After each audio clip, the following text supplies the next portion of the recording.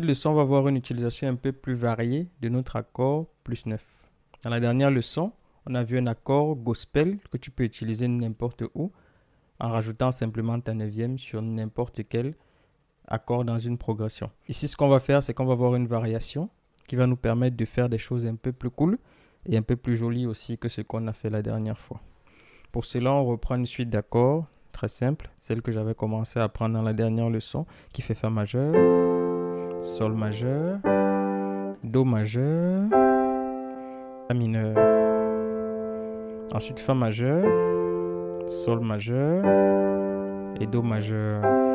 Ensuite, si on rajoute une simple mélodie à cette suite d'accords, une mélodie qui fait par exemple ceci.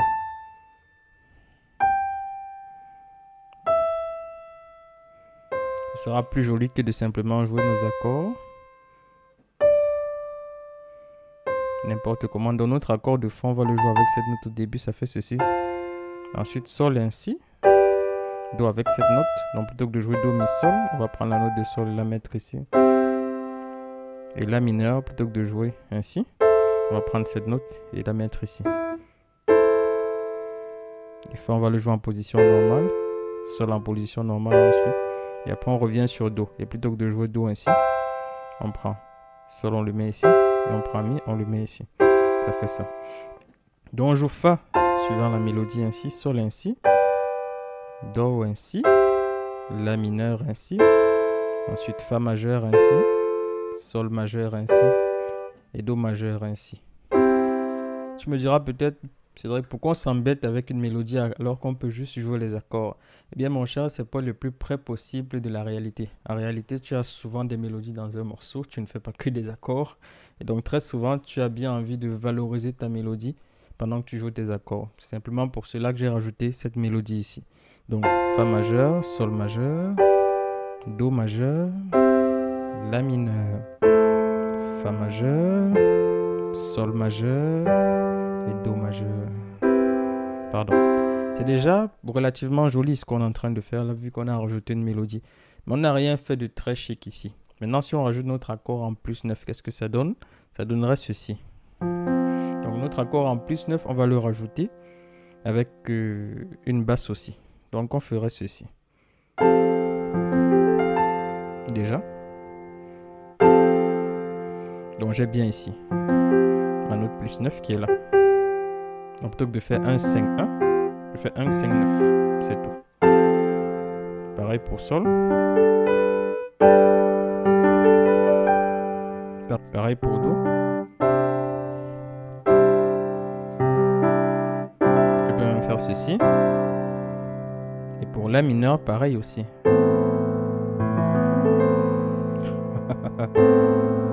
Ok, là les doigts commencent un peu à tirer parce que je rajoute des enrichissements au fur et à mesure. Donc je fais bien un 5-9. Par contre, je rajoute ma tierce ici et je la prends ici. Donc en fait, ma main droite fait une octave. Pareil pour Sol. Je n'ai pas besoin de faire une octave ici vu que la mélodie elle est sur Sol. Pour Do, pareil, 1, 5, 9. Et je fais mon accord aussi. Je peux même rajouter cette note en plus si je veux. Sinon, je fais juste ça. Et pour La, la mélodie est sur Do, donc je refais une octave et je rajoute ma note de La. Je peux la laisser aussi, mais ça fait joli de la mettre. Donc ici, on commence déjà à avoir des accords qui ont du goût parce que on rajoute des variations à nos simples accords qu'on avait. Donc ça fait ceci. Fa avec sa neuvième, Sol avec sa neuvième, Do avec sa neuvième,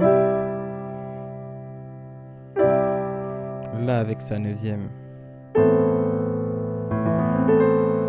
Tu vois? Et ensuite Fa avec sa neuvième.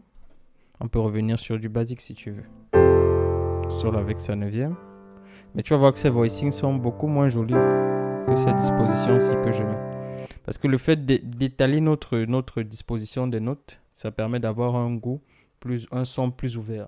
Et le son plus ouvert va être plus agréable que ce simple son. C'est le même accord, mais on a disposé nos notes différemment, de sorte que la manière dont il va rendre, ça va être assez intéressante. Ça rend déjà beaucoup mieux, donc je passe ma neuvième à gauche.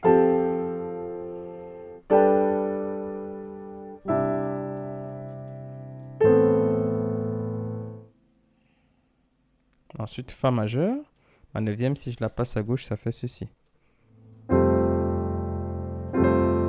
Sol majeur, Do majeur.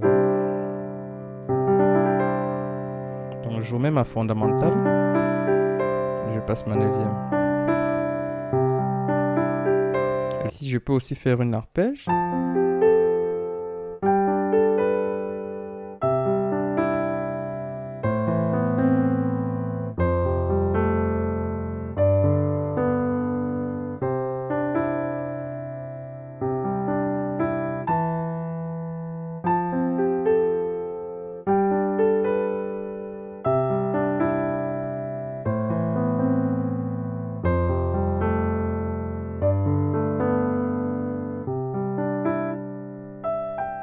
Donc tu vois ici que ça rend vraiment très joli parce que j'ai disposé mes notes de manière vraiment différente. Et c'est là quelque chose de vraiment intéressant parce que là tu revois une disposition de notes qui est vraiment très pertinente où toi tu peux étaler les notes de tes accords plutôt que de simplement les compacter.